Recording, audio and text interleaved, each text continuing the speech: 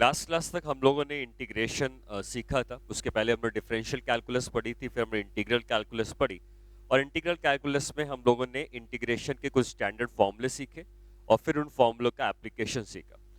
तो अगर हम कोई भी इंटीग्रेशन करते हैं जिसमें हम इंटीग्रेशन को दो पार्ट में डिवाइड करते हैं, तो अभी तक हम लोगों ने इनडेफिनिट इंटीग्रेशन पढ़ा था, जिसमें हम हमेशा इंटीग्रेट करके जो रिजल्ट आता है उसमें लास्ट में कांस्टेंट ऐड कर देते हैं। एक दूसरा इंटीग्रेशन होता है जिसको डेफिनिट इंटीग्रेशन कहते हैं, और उस डेफिनिट इंटीग्रेशन में लास्ट में कांस्टेंट ऐड करने की जरूरत नहीं पड़ती है। तो जब हम इंटीग्रेशन कर रहे हैं और आज जैसे हम लोग सीख रहे हैं कि डेफिनिट इंटीग्रेशन क्या होता है, तो आप लोगों ने जो भी इंटीग्रेशन अभी तक सीखा है जिसको इनडेफिनिट इंटीग्रेशन कहते थे, उसी का यूज करके हम डेफिनिट इंटीग्रेशन निकालते हैं। जैसे मान लीजिए अगर मैं कहता हूं कि हमने कोई भी फंक्शन को जब इंटीग्रेट किया, एफ एक्स कोई फंक्शन है, साइन एक्स कॉस एक्स कुछ भी हो सकता है, अगर हमने इसको इंटीग्रेट किया तो हमको कुछ मिल जाता है जी एक्स प्लस कॉन्स्टेंट। जैसे हम कॉस एक्स को इंटीग्रेट करते हैं तो हमें साइन एक्स मिल जाता है, प्लस कॉन्स्टेंट हम और ऐड करते हैं।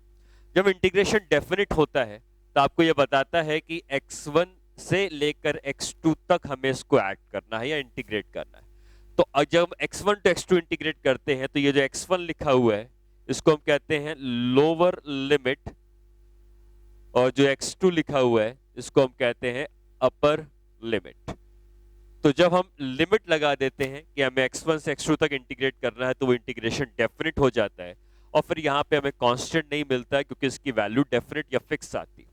लेकिन उस डेफिनिट या फिक्स वैल्यू को निकालने के लिए आप जब इंटीग्रेशन करेंगे तो इंटीग्रेट करके जो भी आता था, जैसे cos x का इंटीग्रेशन sin x आता था, वो भी वही आएगा, लेकिन हम लिमिट में यहां पुट कर देंगे x1 से लेकर x2 तक की लिमिट। ठीक। अब जब x1 से x2 तक की लिमिट पुट करी तो अगले स्टेप में हम क्या करेंगे, एक बार हम अपर लिमिट पहले पुट करेंगे, तो जो x था उसकी जगह हमने x2 पुट किया, माइनस अब उसी x की जगह हम x1 पुट कर देंगे, तो ये हमारा फाइनल रिजल्ट आ जाएगा। मतलब हमारे पास जो भी रिजल्ट आया था इंटीग्रेशन करके, उसमें एक बार वो ऊपर वाली लिमिट पुट करी x2 और एक बार नीचे वाली लिमिट पुट करी x1, ये इसका डेफिनेट इंटीग्रेशन का रिजल्ट आ गया। ठीक है, तो ये मेथड है जिससे हम डेफिनेट इंटीग्रेशन करके रिजल्ट निकालते हैं। जैसे मान लीजिए मैं एक एग्जांपल लेता हूं, हमें इंटीग्रेशन करना है एक्स स्क्वायर dx का फ्रॉम 1 to 2। ठीक है, 1 लोअर लिमिट है और 2 अपर लिमिट है। तो एक्स स्क्वायर का इंटीग्रेशन होता क्या है, एक्स स्क्वायर का इंटीग्रेशन होता है एक्स क्यूब बाई 3। लेकिन लिमिट अगर हमें लगानी है तो लिमिट ऑब्वियसली सिर्फ एक्स में ही लगानी होगी, 3 तो कांस्टेंट है, तो ये लिमिट हो जाएगी 1 से लेकर 2 तक। तो अब ये जो 3 है इसको नीचे ही रहने दीजिए आप, और एक बार हम x की जगह ऊपर वाला पुट करेंगे, दैट इज 2 की पावर 3। x की जगह 2 पुट कर देंगे, 2 की पावर 3 माइनस, अब x की जगह नीचे वाली लिमिट 1 पुट कर देंगे, 1 की पावर 3, 8 माइनस 1, ये मिल जाएगा 7/3, और ये इसका रिजल्ट आ जाएगा। ठीक है, तो मेरे ख्याल से डेफिनेट इंटीग्रेशन आपको क्लियर हो रहा है कि इंटीग्रेशन करने का तरीका नहीं बदला है, बस हमको लोअर और अपर लिमिट पुट करनी है। अब जैसे मान लो इंटीग्रेशन करना है cos x dx का फ्रॉम 0 डिग्री टू 90 डिग्रीज, तो cos x का इंटीग्रेशन क्या होता है, cos x का इंटीग्रेशन होता है sin x, 0 लोअर लिमिट है, 90 अपर लिमिट है। अगले स्टेप में x की जगह अपर लिमिट पहले पुट करेंगे तो 90 हो जाएगा, फिर x की जगह 0 बाद में पुट करेंगे तो 0 हो जाएगा, sin 91 sin 0 0, ये वैल्यू 1 के बराबर आ जाएगी। ठीक है, तो डेफिनेट इंटीग्रेशन इनडेफिनेट इंटीग्रेशन से जो रिजल्ट आता था उसमें लिमिट्स लगा देते हैं, तो फाइनल लिमिट या upper limit minus lower limit करते हैं तो हमको रिजल्ट मिल जाता है। कुछ क्वेश्चंस करते हैं इसके ऊपर। मान लीजिए आपको क्वेश्चन दिया है integration of x dx from -1 to +1। ठीक है, आप ये खुद अटेम्प्ट कर सकते हैं इस क्वेश्चन को, मैं सॉल्व करके बताऊंगा। दूसरा क्वेश्चन है integration of x square dx from -1 to +1। ठीक है, तीसरी प्रॉब्लम हमको दी है integration of sine x dx from 0 degrees to 180 degrees. ठीक है, फोर्थ क्वेश्चन है integration of sine 2x dx from 0 degree to 90 degree. ठीक है, ये कुछ 4 क्वेश्चंस हैं जिसको हमें सॉल्व करना है।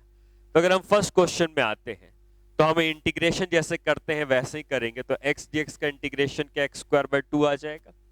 अब हमें लिमिट पुट करनी है, तो लिमिट क्योंकि x में पुट करनी होती है तो -1 से लेके +1 तक लिमिट पुट करेंगे। 2 जैसा नीचे है वो वैसे ही रहेगा।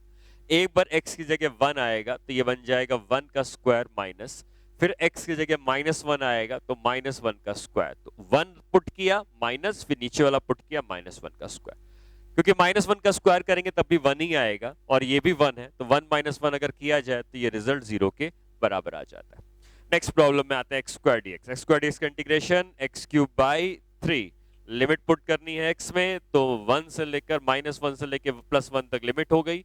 नीचे 3 है उसको वैसे ही रख दिया। एक बार x की जगह ऊपर वाला अपर लिमिट आ जाएगी, मतलब 1 का क्यूब, माइनस एक बार x की जगह नीचे वाली लिमिट आ जाएगी -1 का क्यूब। -1 का क्यूब -1 ही होगा, क्योंकि -1 3 बार मल्टीप्लाई होगा तो -1 हो जाएगा, और 1 का क्यूब 1 होगा, माइनस -1 का क्यूब -1 होगा डिवाइड बाई 3, ये माइनस माइनस प्लस हो जाएगा, तो ये रिजल्ट 2/3 के बराबर आ जाता है। नेक्स्ट आते हैं साइन x dx का इंटीग्रेशन। साइन x का इंटीग्रेशन क्या होता है, माइनस ऑफ कॉस x होता है, और माइनस साइन हम बाहर ही रखते हैं क्योंकि माइनस साइन चेंज नहीं होने वाला, वो वैसे ही रहेगा। लिमिट x में लगनी थी तो 0 डिग्री से लेकर 180 डिग्री तक लिमिट हो गई। माइनस साइन बाहर है, एक बार ऊपर वाली लिमिट पुट करते हैं 180 डिग्री, एक बार नीचे वाली लिमिट पुट करते हैं 0 डिग्री। अब cos 180 डिग्री कितना होता है, -1 होता है। cos 0 डिग्री +1 होता है, तो ये -1 हो गया, माइनस ये cos 0 डिग्री +1 हो गया, और -1 जुड़ के -2 हो जाएगा, लेकिन माइनस क्योंकि बाहर ऑलरेडी मल्टीप्लाइड था तो ये +2 का रिजल्ट देता है। sin 2x dx का इंटीग्रेशन, तो sin 2x dx का इंटीग्रेशन में आपको बताया था कि अगर x के साथ कोई भी चीज मल्टीप्लाई होती तो वो डेनोमिनेटर में बाहर आ जाती है। sin x का integration cos minus cos x होता है, sin x का इंटीग्रेशन माइनस cos x होता है, तो sin 2x का इंटीग्रेशन क्या होगा, माइनस cos 2x, और लिमिट पुट करनी होगी कहां से कहां तक, 0 डिग्री से लेकर 90 डिग्री तक। तो ये -1/2, माइनस को इधर ही रख देते हैं, बाहर हो गया। एक बार ऊपर वाली लिमिट पुट करेंगे तो cos 2 इंटू 90 डिग्रीज, माइनस नीचे पुट करेंगे तो cos 2 इंटू 0 डिग्रीज। ठीक है, अब ये कितना आ जाएगा, ये आ जाएगा cos 180 degrees minus cos 0 degrees. cos 180 -1 होता है, और -1 के +1 हो जाएगा, और इसकी वैल्यू 1/2 के बराबर आ जाएगी। ठीक है, तो अगर आपने लास्ट क्लास में जो इनडेफिनिट इंटीग्रेशन आपने अगर पढ़ा था, अगर आपको वो पता है तो डेफिनेट इंटीग्रेशन में कुछ अलग करने की जरूरत नहीं है, बस उसी का यूज करके हम डेफिनेट इंटीग्रेशन भी कर सकते हैं। ठीक है, तो कुछ नया नहीं है। हाँ, इस डेफिनेट इंटीग्रेशन में हम एरिया अंडर कर्व एक टॉपिक होता है उसको पढ़ते हैं, उसका मतलब क्या है ये समझते हैं।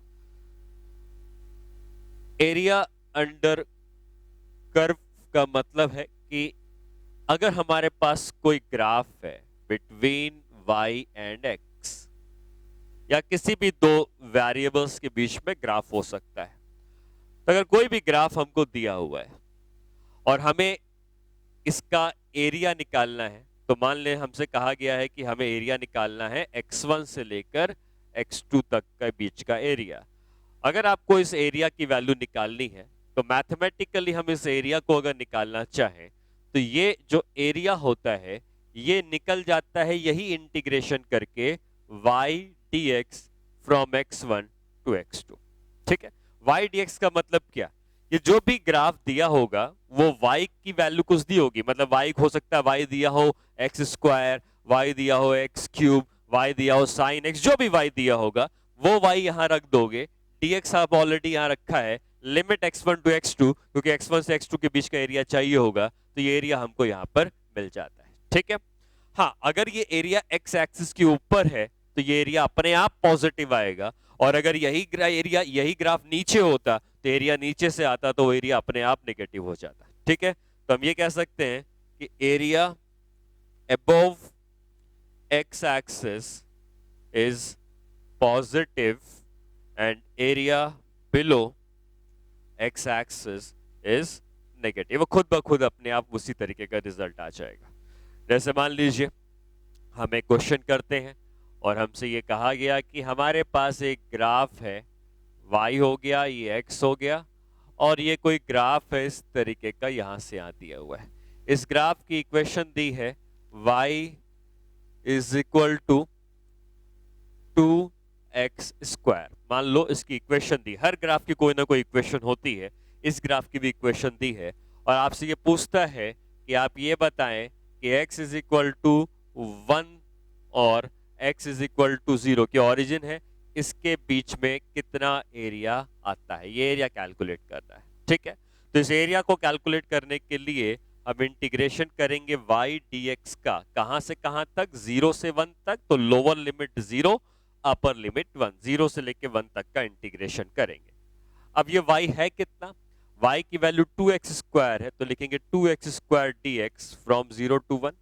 अब 2 तो कांस्टेंट, ये बाहर आ जाएगा, integration of x² dx from 0 to 1, और x² dx का इंटीग्रेशन क्या होता है, x³/3। अब लिमिट x में ही लगनी है, 0 से 1 लिमिट हो गई, तो ये हो गया 2/3। एक बार आएगा 1 का क्यूब, एक बार आएगा 0 का क्यूब, तो 0 की यानी पावर 0 ही कही जाएगी, तो ये हो जाएगा 2/3। मतलब इसके अंदर का जो एरिया आ रहा है वो 2/3 के बराबर आ रहा है। ठीक है, उसी तरीके से अगर आपको एक और क्वेश्चन मैं देता और कहता कि उसका निकालो, ये y है और ये मान लो x एक्सिस है, और मैंने कहा कि ये एक ग्राफ है। आगे मैं ट्रिग्नोमेट्री जब पढ़ाऊंगा तो बताऊंगा कि ये ग्राफ एक्चुअली होता है y is equal to sine x का।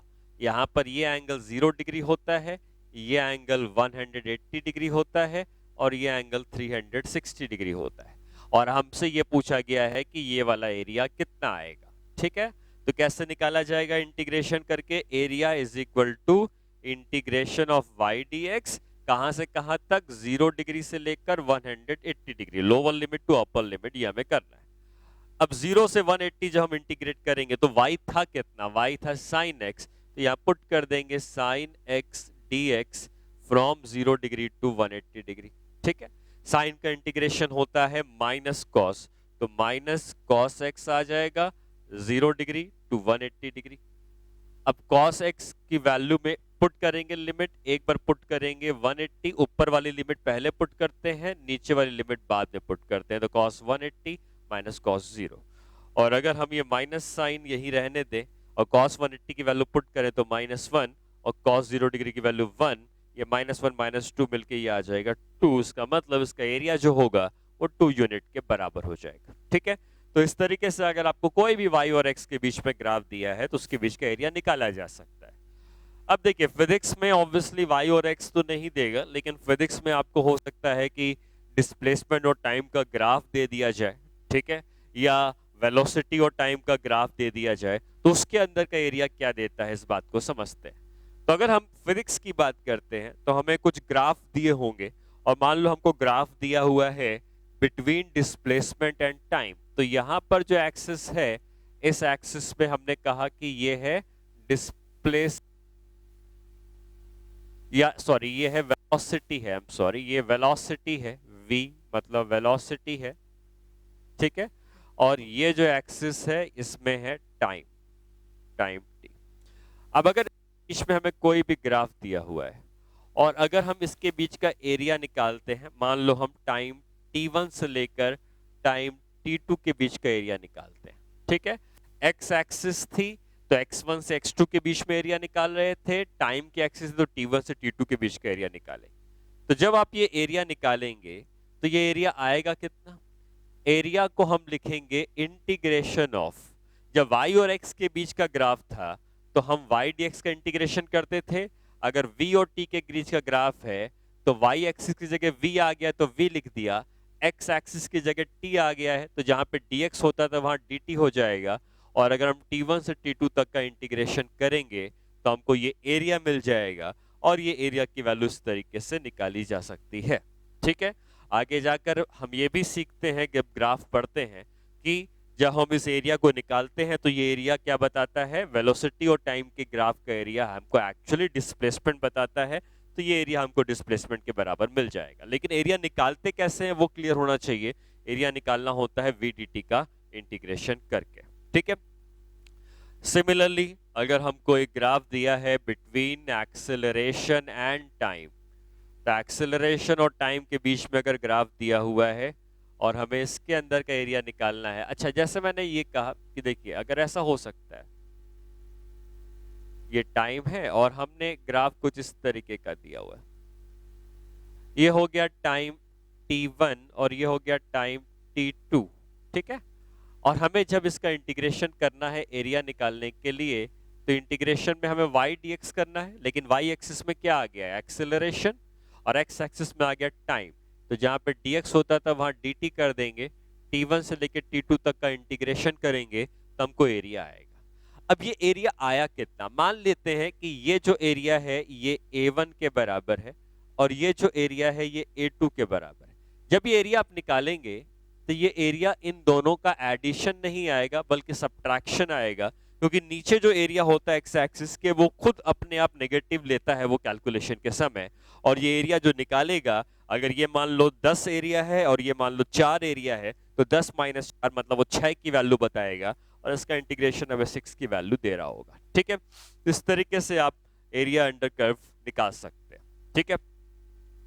अब एरिया अंडर कर्व में जैसे मैंने कहा कि फिजिक्स में क्या जरूरत है, उसी के ऊपर एक क्वेश्चन ले लेते हैं। क्वेश्चन ये है कि if velocity of particle is given by v is equal to 3t square plus 6, find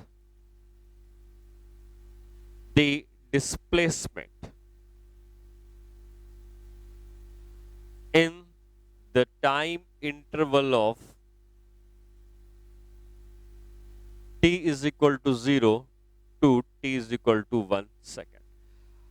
तो अभी फिलहाल के लिए आप ये मान लीजिए कि जब भी हम ग्राफ के अंदर का एरिया निकालेंगे, area under curve of velocity and time gives displacement. फिलहाल आप इतनी बात याद रख लीजिए कि अगर हम किसी भी कर्व का एरिया निकाल रहे हैं और वो कर्व वेलोसिटी और टाइम के बीच में है, तो उसका एरिया हमको डिस्प्लेसमेंट दे देगा। तो हमको अगर डिस्प्लेसमेंट पूछा है तो बेसिकली हमको एरिया ही निकालना है, और एरिया निकालना है तो v dt का इंटीग्रेशन, क्योंकि वेलोसिटी और टाइम के बीच में रिलेशन दिया है तो v dt का रिलेशन हम निकालेंगे, और v dt के रिलेशन में निकालते समय हम क्या करेंगे, कहां से कहां तक का एरिया निकालना होगा, 0 से लेकर 1 सेकंड के बीच में, तो 0 से 1 सेकंड तक हम इसको इंटीग्रेट कर देंगे।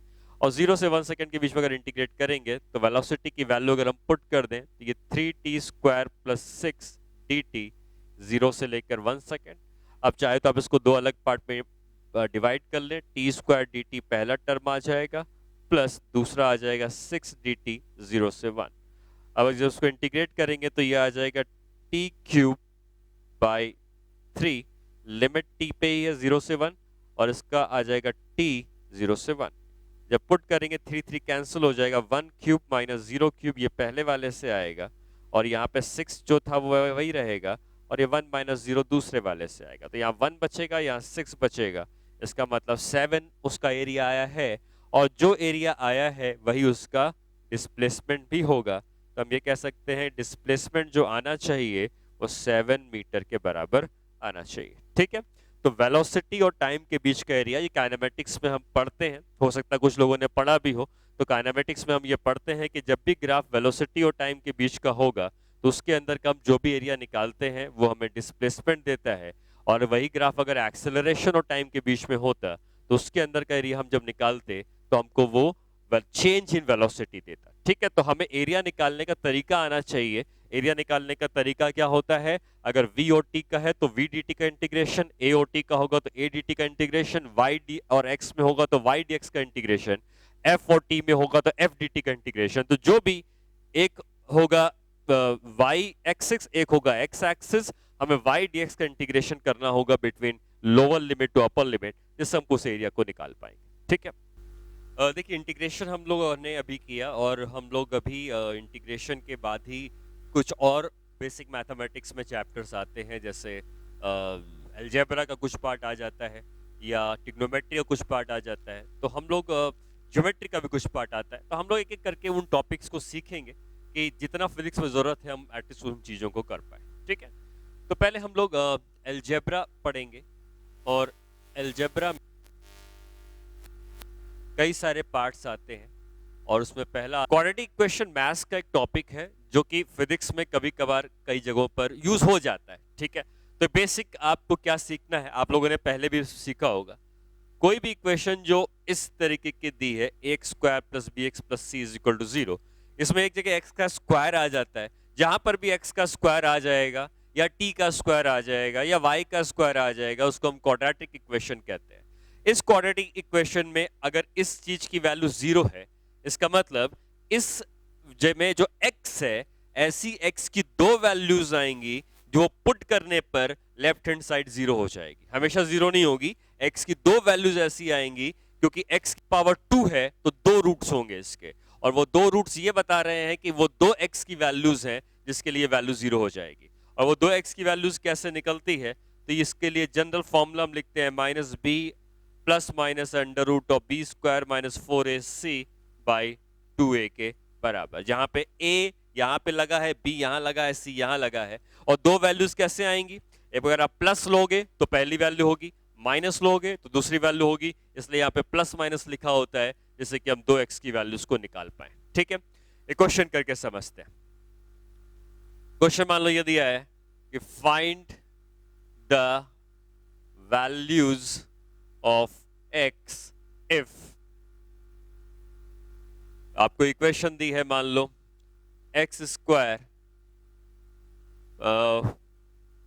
Minus 3x plus 2 is equal to 0। ठीक है, तो यहां पे आप देख सकते हैं कि एक्स स्क्वायर के संग जो लगा होता है उसको a कहते हैं तो a1 है, x के संग जो लगा होता है उसको b कहते हैं तो b माइनस 3 है क्योंकि नेगेटिव साइन है, और यहां पे अकेला है तो c को लिखना चाहिए प्लस 2। तो a हमें पता चल गया, b पता चल गया, c पता चल गया।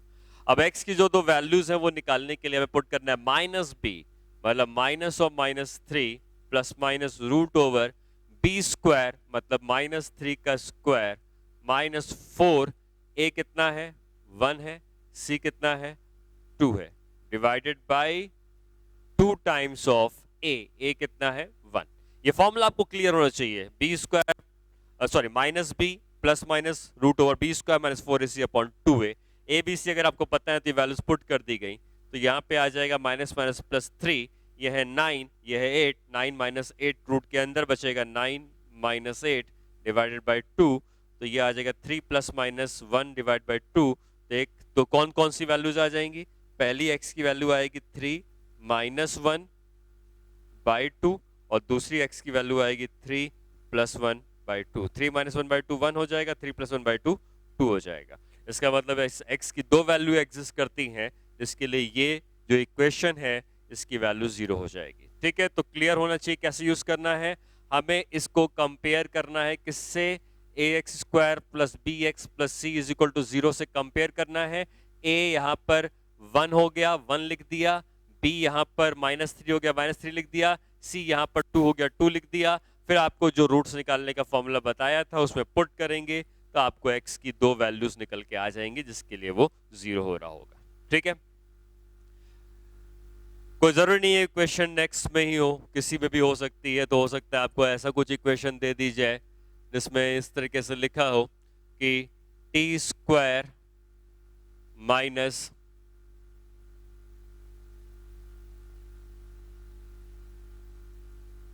T minus 12 is equal to 0। ठीक है, आपसे बोला जाएगा कि वो टी की कौन सी दो वैल्यूज हैं वो निकालनी। तो टी की दो वैल्यूज अगर निकालनी है जिसके लिए हमें ये इक्वेशन 0 हो रही है, तो हम क्या करेंगे, हम यहाँ पर इसको कंपेयर करेंगे। अब देखिए, कोई जरूरी नहीं, जैसे मैंने कहा कि हमेशा इक्वेशन टी एक्स में हो टी में हो सकता है।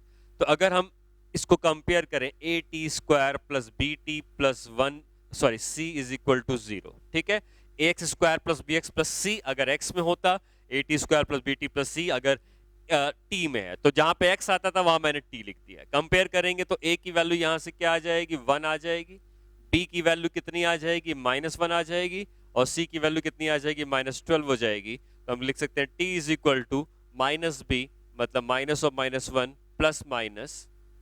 Plus minus root over b का स्क्वायर -1 का स्क्वायर -4, ए की वैल्यू 1 है, सी की वैल्यू -12 है, डिवाइडेड बाई 2 टाइम्स ऑफ ए की वैल्यू 1 है।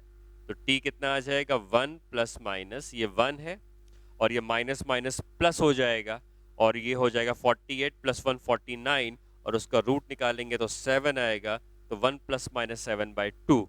इसका मतलब कौन कौन सी दो वैल्यूज आ जाएंगी, पहली वैल्यू हो जाएगी 1 माइनस 7/2 और दूसरी हो जाएगी 1 प्लस 7/2।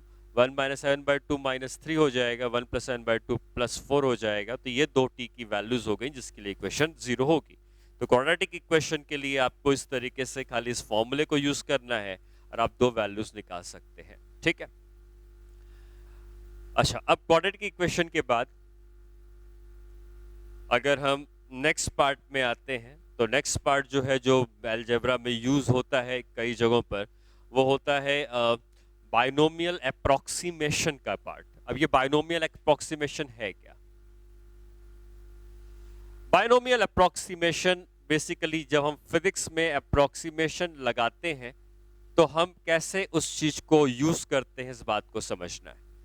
बाइनोमियल अप्रोक्सीमेशन ये कहता है कि अगर आपके पास कोई भी इस तरीके का टर्म है, 1 प्लस माइनस, मतलब यहाँ पे प्लस भी हो सकता है, माइनस भी हो सकता है, कुछ भी हो सकता है। अगर ये टर्म ऐसा लिखा है जहां पे x is very small, x जो है वो 1 से बहुत छोटा है। अगर ये 1 है तो ये हो सकता है कि 0.000001 हो, बहुत छोटा होना चाहिए 1 से। तो अगर x इज वेरी स्मॉल तो इसको हम अप्रोक्सीमेटली लिख सकते हैं 1 प्लस माइनस, ये जो n पावर है ये जाके यहां मल्टीप्लाई हो जाएगी और ये बन जाएगा 1 प्लस माइनस nx। तो अप्रोक्सीमेशन सिंपल है, जो भी पावर यहाँ लिखी हुई है वही पावर यहाँ जाके मल्टीप्लाई हो जाएगी, बट कंडीशन ये होनी चाहिए कि x should be very small. For example, अगर आपको दिया है 1 प्लस 0.001 टू द पावर -3 और हमें इसको अप्रोक्सीमेट करना है, तो अप्रोक्सीमेट अगर करना है तो क्या कर सकते हैं, ये यहाँ पर जो -3 लिखा है ये यहाँ जाके मल्टीप्लाई हो जाएगा और ये हो जाएगा 1 प्लस -3 इंटू 0.001, ये हो जाएगा 1 माइनस 0.003 और 1 माइनस 0.003 आप कह सकते हैं 0.997, ये इसकी वैल्यू आ जाएगी। ठीक है, तो इस तरीके से हम इस चीज को अप्रोक्सीमेट कर सकते हैं। एक और सीखते हैं अप्रोक्सीमेशन में ही। मान लीजिए आपको दिया है कि आपको निकालना है a, या a नहीं है, मान लो लिखा है 4 प्लस 0.0002 की पावर 100। अब इसको अप्रोक्सीमेट करना है, तो अप्रोक्सीमेट करने का जो रूल है वो ये है कि यहाँ पे 1 होना चाहिए और 1 लाने के लिए आपको पहले 4 को कॉमन लेना पड़ेगा। तो जब 4 इस ब्रैकेट से बाहर निकालेंगे तो पावर के साथ आएगा, तो 4 की पावर 100 यहाँ से बाहर आ जाएगी और अंदर बचेगा 1 प्लस, और ये 100, सॉरी, ये जब 4 बाहर निकाला तो ये 4 इसके डेनोमिनेटर में भी आ जाना चाहिए, तो 0.0002 divided by 4 to the power 100। तो यहां से 4 की पावर 100 बाहर है, ये इसको हम कह सकते हैं 0.000, और अगर हम इसको डिवाइड करेंगे तो एक और 0 आ जाएगा और ये 5 हो जाएगा पावर 100। ठीक, अब ये 1 प्लस एक्स की पावर n का फॉर्म आ गया है, तो अगला स्टेप में क्या करना है, ये जो n है ये जाके इससे मल्टीप्लाई हो जाएगा और ये बन जाएगा 4 की पावर 100, 1 प्लस 100 इंटू 0.00005, ये हो जाएगा 4 टू द पावर 100, 1 प्लस 0.20 हट जाएंगे तो 4 जीरो में से 2 ही जीरो बचेंगे, 0.005, तो 4 की पावर 100 इंटू 1.005, ये इसकी वैल्यू हो जाएगी। तो आप यहाँ तक छोड़ सकते हैं रिजल्ट, लेकिन इस चीज की अप्रोक्सीमेट वैल्यूज के बराबर लिखी जा सकती है। ठीक है, तो जहां पर भी अप्रोक्सीमेशन की जरूरत पड़ती है फिजिक्स में, हमें उसको इस फॉर्म में चेंज करना होता है और इस फॉर्म में यहाँ पे 1 होना चाहिए, 1 नहीं है तो कॉमन निकाल के यहाँ 1 बचाना है और इसके बाद हम इसको अप्रोक्सीमेट इसके बराबर लिख सकते हैं। ठीक है, तो ठीक है, चलिए फिजिक्स में एक क्वेश्चन अगर आता तो किस तरीके से आता है इस बात को समझते हैं। मान लीजिए आपको दिया हुआ है, according to Einstein equation, if any mass travels with any speed, then its mass gets increases and is given by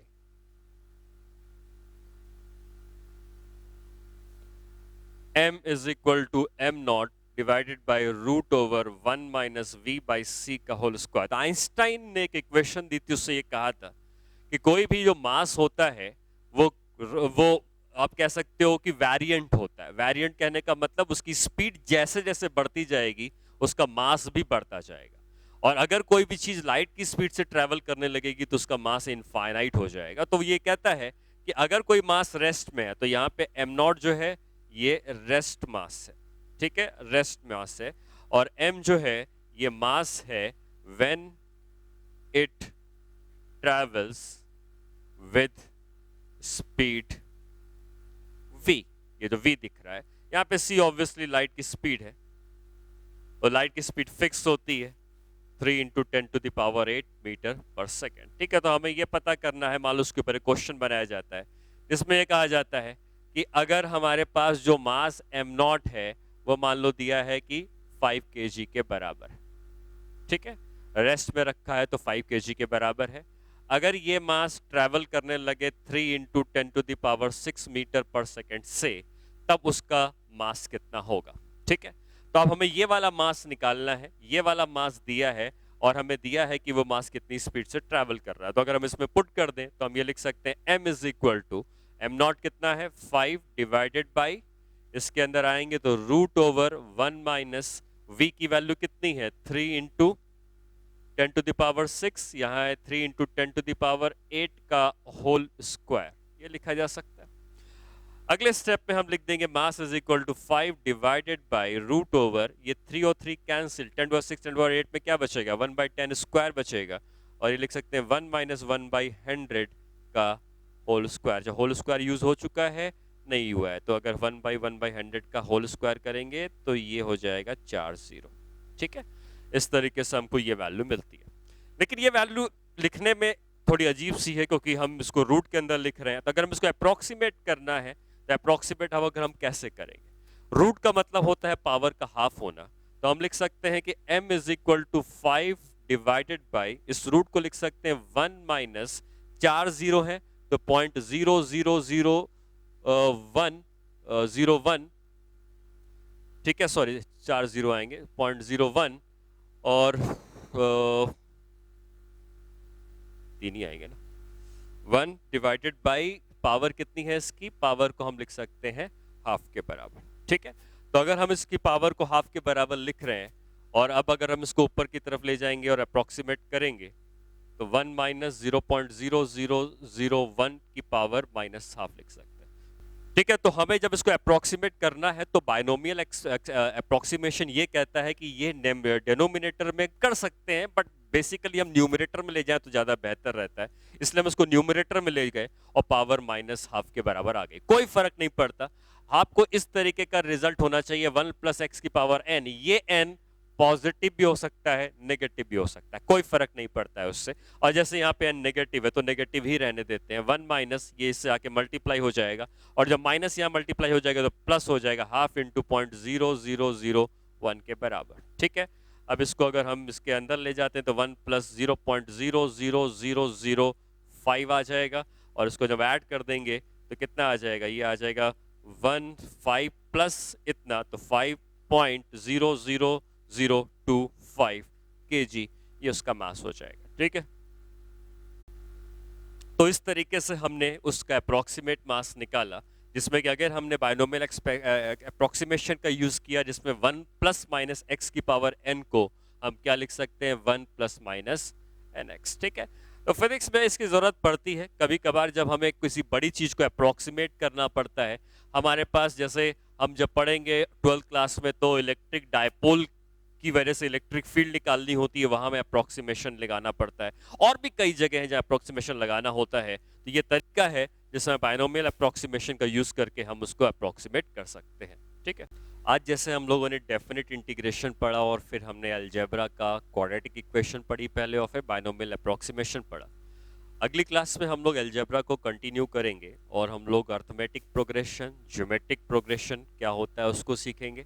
उसके बाद साथ ही हम लोग ज्योमेट्री क्या होती है, ज्योमेट्री का कैसे यूज़ होता है फिजिक्स में, वो पढ़ेंगे। और फिर हम लोग ट्रिग्नोमेट्री में आएंगे। ट्रिग्नोमेट्री भी मैथ्स का ही टॉपिक है, लेकिन क्योंकि मैथ्स फिजिक्स में यूज़ होने वाली है तो हम लोग ट्रिग्नोमेट्री भी पढ़ेंगे। इतना पढ़ने के बाद हम लोगों ने कैलकुलस ऑलरेडी पढ़ लिया है, हम लोगों ने डिफरेंशियल कैलकुलस पढ़ा, इंटीग्रल कैलकुलस पढ़ा, तो वो कैलकुलस का पार्ट हो गया। फिर हमने वेक्टर पढ़ा था, वो भी मैथ्स का पार्ट था। तो इन सारी चीज़ों को लेकर हमारा जो बेसिक मैथमेटिक्स है वो कंप्लीट होता है। तो आपको फिजिक्स में इसके आगे जब भी ज़रूरत पड़ेगी तो आप इन चीज़ों को यूज़ करेंगे। और फिर हम जैसे ही बेसिक मैथमेटिक्स कंप्लीट करते हैं तो फिर हम आगे के चैप्टर पढ़ना स्टार्ट करेंगे। ठीक है।